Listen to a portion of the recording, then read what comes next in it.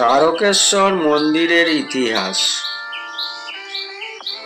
নমস্কার বন্ধুরা, আজ আমরা চলেছি পশ্চিমবঙ্গের হুগলি জেলার এক পবিত্র স্থানে, তারকেশ্বর মন্দির।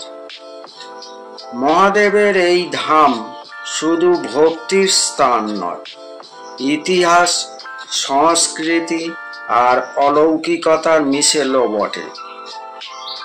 চলুন জানি তারকেশ্বর মন্দিরের রহস্যময় ইতিহাস।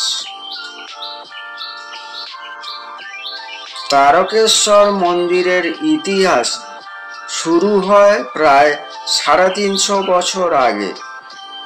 কিংবদন্তি অনুসারে সিদ্ধ পুরুষ ভবানীচরণ পাঁজা গভীর ধ্যানে শিবকে দর্শন করেন।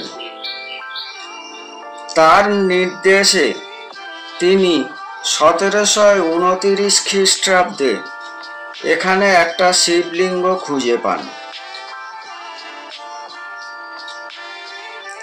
এরপর রাজা রাজবল্লভ নামে এক জমিদার এই স্থানে নির্মাণ করেন একটা মন্দির।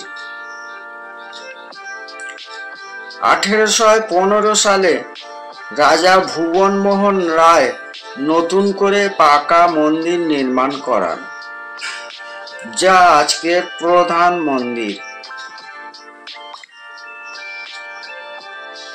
মন্দিরের স্থাপত্য বাংলার আদি নবরত্ন শৈলীতে গঠিত।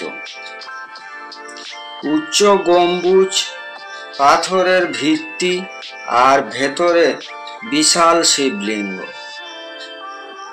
এই শিবলিঙ্গকে তারকনাথ বা তারকেশ্বর নামে ডাকা হয়।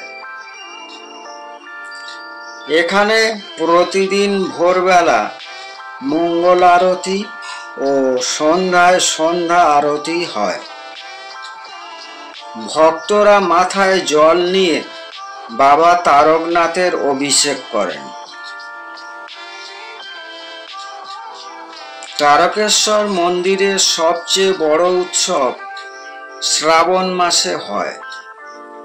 এই সময় লক্ষ লক্ষ কাঁভারিয়া ভক্ত গঙ্গা থেকে জল নিয়ে হেঁটে আসেন বাবার মাথায় জল ঢালতে।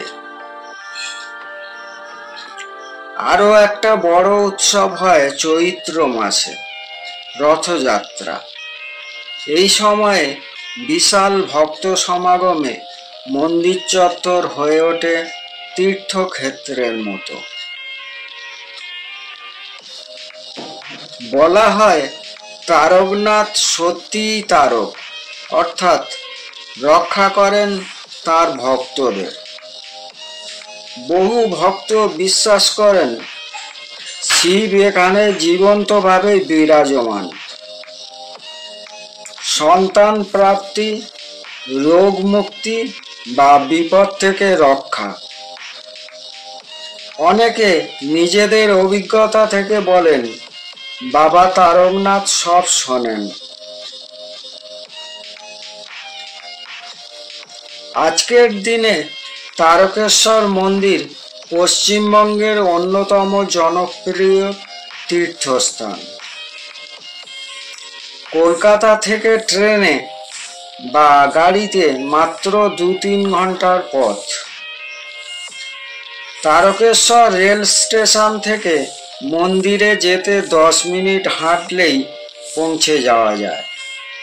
এখানে থাকার হোটেল, ভক্তদের জন্য ধর্মশালা সবই আছে।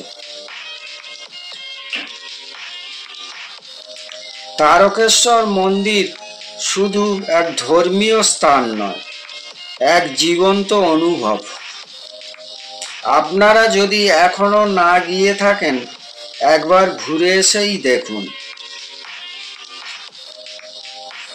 ভিডিওটি ভালো লাগলে লাইক করুন, শেয়ার করুন আর সাবস্ক্রাইব করুন।